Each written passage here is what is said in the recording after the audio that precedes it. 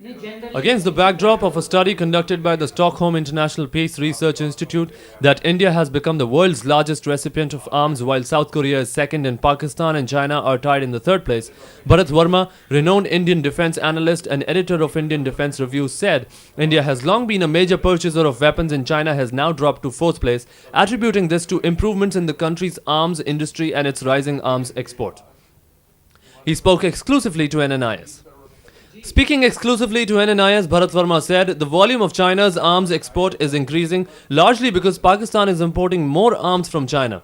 He added, an ambitious plan of military modernization is one of the steps to further strengthening its position to establish itself as a major player on the world scene.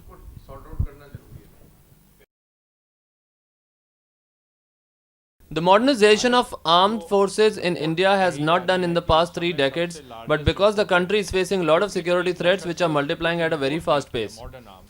So the Ministry of Defense have passed some deals and which has resulted that the deals are coming in the same time, and it seems that India is the largest importer and it looks like a huge buy.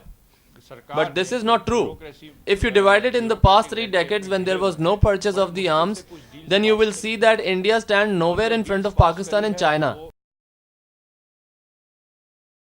Our neighbor countries, especially Pakistan and China, are keeping a close watch on our activities and want to grab our land.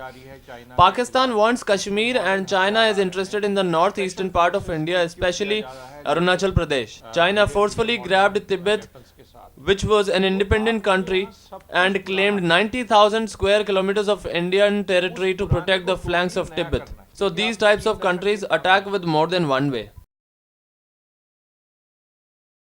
Our finance minister is lying that he has increased the budget by 17% because last year the dollar was 45 rupees and this year it is more than 50 rupees. And if you do the calculation, there is no increase in the defense budget. And if we compare our $28 billion budget with the China's budget of $106 billion, then we do not have any comparison with it.